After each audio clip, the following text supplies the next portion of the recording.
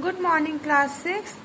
Today we will learn some rules to convert the active voice into the passive one. But children, before learning the rules, let's quickly revise what we studied in our last class. In our last class, we have discussed what are active and passive voice, what is the structure of both the active and the passive voice, and when we have to use the passive voice. So the active voice is when the subject performs the action and the object receives the action. ठीक है, जब कोई subject होता है वो action perform करता है और ऑब्जेक्ट उस एक्शन को रिसीव करता है, उसको हम एक्टिव वॉइस कहते हैं. The way of writing a sentence into active voice is subject plus action plus object. Firstly, we will write the subject, then we will write the action, means verb, and thereafter we will write the object. The structure of active voice is subject plus main verb plus object. Is that clear? In last class, we have taken the example, the man cut down the tree. So here the man is the subject, cut down is the main verb, and the tree is the object. Okay. Then thereafter, what is the passive voice? Passive voice is used to show the interest in the person or object experiencing an action rather than the person who is performing it. तो passive voice में object ज़्यादा important होता है than of the subject. ठीक है? The way of writing a sentence into the passive voice is object plus action plus subject. Firstly, we will write the object, then we will write the verb, that is the action, and at last we will write the subject. The structure of passive voice is object. We have to use the third form of the verb. We will write the preposition by, and in last we will write the subject of the sentence. Is that clear? सबसे पहले हम object लिखेंगे, फिर हम verb की third form लिखेंगे, preposition bye से हम उसको ज्वाइन करेंगे और लास्ट में हम सब्जेक्ट का यूज करेंगे. Then we study that two main cases when to use the passive voice. तो what are the main cases to use the passive voice?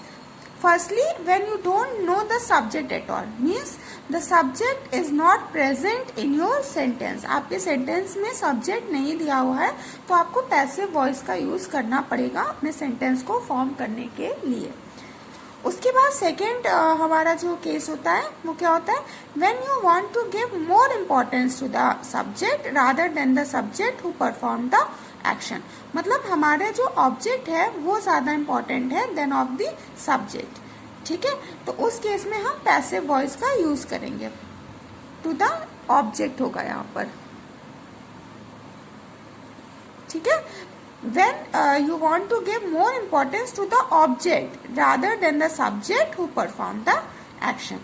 मतलब जिसने उस एक्शन को परफॉर्म किया है, ठीक है, उस काम को किया है, जो वर्ब है वो जो सब्जेक्ट है वो उससे ज्यादा आपके लिए क्या इंपॉर्टेंट है? ऑब्जेक्ट इंपॉर्टेंट है. तब आप पैसिव वॉइस का यूज करेंगे, तो आपको एक्टिव का यूज करने की जरूरत नहीं है. ठीक है, फिर हम लोगों ने कल कुछ एग्जांपल्स लिए थे, जैसे कि solar plant will be built in Gujarat. तो here we don't know by whom that solar plant was built. ठीक है, तो here the subject is absent. So students, today we will learn some rules for converting the active voice into the passive one. The first rule is, while changing subject which is a pronoun to object.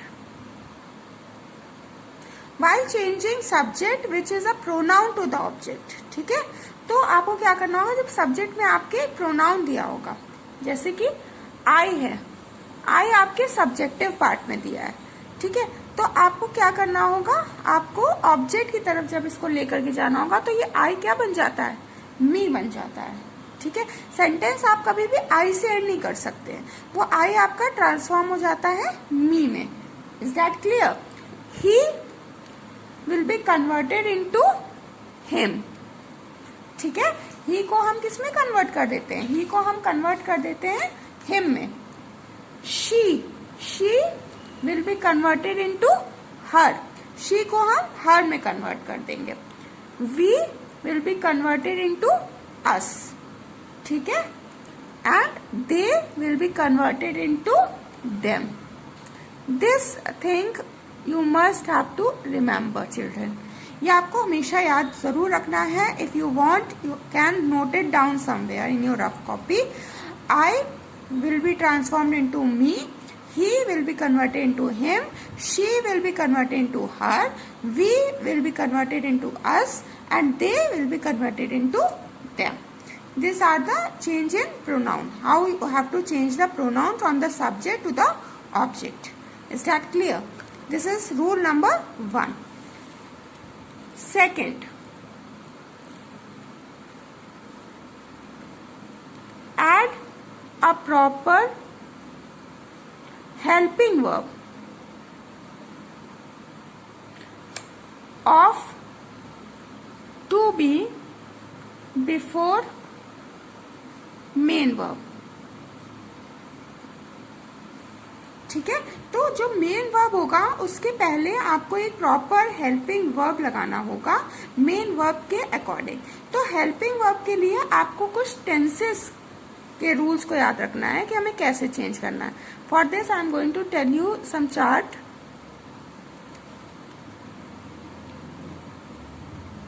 Please note it down if you want. ठीक है. सबसे पहले मान लीजिए कि आपके पास में tense दिया हुआ है सिंपल प्रेजेंट. मेरी बात को बहुत ध्यान से समझेंगे. सिंपल प्रेजेंट टेंस दिया है. तो अगर simple present tense active voice में दिया है तो आपकी जो वर्ब होगी उसकी फर्स्ट फॉर्म लिखी होगी. जैसे फॉर एग्जाम्पल हमने लिखा राइट या राइट्स. ठीक है. तो ये आपका एक्टिव पार्ट है. एक्टिव वॉइस में आप सेंटेंस को सिंपल प्रेजेंट में इस तरह से लिखेंगे. अब you have to change this simple present active voice to the passive voice. What you have to do?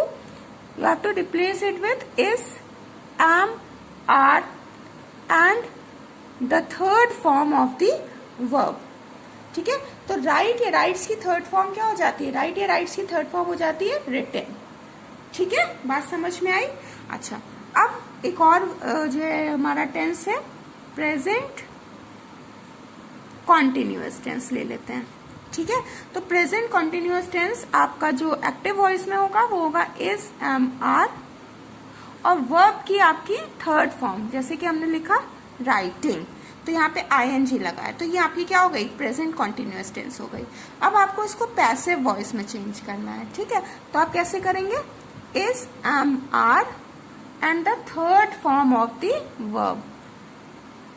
Third form write की क्या होती है? रिटन होती है. तो हमने थर्ड फॉर्म यूज कर लिया. Now present perfect tense. ठीक है. Present perfect. प्रेजेंट परफेक्ट क्या लगाते हैं हम? हैव लगाते हैं और वर्ब की थर्ड फॉर्म लगाते हैं. ठीक है.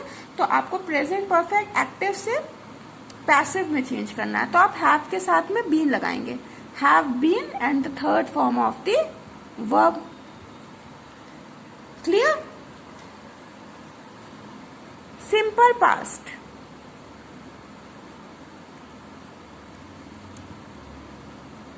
The second form of the verb wrote. ठीक है. आपको सेकेंड फॉर्म लिखी होती है ना सिंपल पास्ट में, वर्ब की सेकेंड फॉर्म होती है. तो अब यहाँ पे हमें क्या करना है? सिंपल पास्ट हमें पैसिव में लिखना है. तो हम लिखेंगे वॉज और वर्ब की थर्ड फॉर्म. ठीक है. आपको वर्ब की हमेशा थर्ड फॉर्म ही लगानी है पैसिव वॉइस में.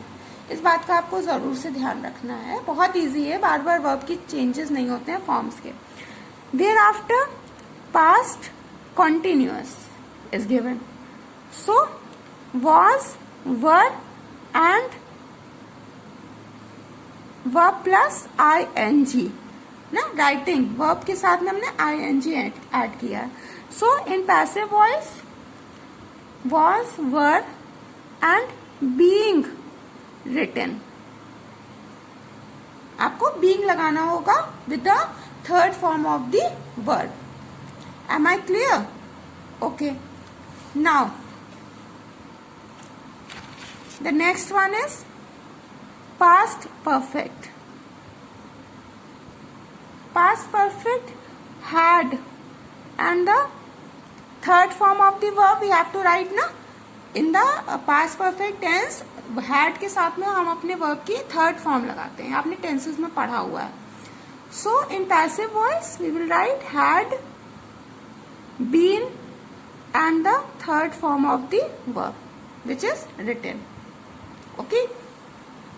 Then simple future tense. Simple future. ठीक है. तो will के साथ हम verb की first form लगाएंगे. will write. ठीक है. और जब हमें passive में change करना है तो हम लिखेंगे will be और verb की third form will be written. Don't worry student, this is given in your notes also. So you can note it down, you can learn from there also. Future perfect tense. ठीक है. तो in this will have and the third form of the verb. Okay. In passive what you have to do? Will, have, been, and the third form of the verb. So there are 8 tenses of converting the active voice to the passive voice and from the passive voice to the active voice. You can follow these rules for the conversions. Okay children. You have to remember one more thing बच्चों, that we don't use 4 tenses for the conversion from active to the passive voice. What are they? Present perfect continuous tense. ठीक है. Past perfect continuous tense, future continuous tense and future perfect continuous tense. तो आप ऐसे याद रख सकते हैं कि परफेक्ट कॉन्टिन्यूअस जितने होते हैं उनको हमें कन्वर्ट नहीं करना है. Why there is no need to convert all these tenses into passive voice? Because students in grammar we don't convert sentences of these tenses to passive as it is not grammatically correct. ठीक है. This is the reason why we don't have to convert all these 4 tenses into the passive voice, because they are not grammatically correct. Fine. Okay students, please revise all these rules. In tomorrow's class we will learn how to convert different tenses by using different tenses, simple, present, present continuous, from active to the passive voice. Okay.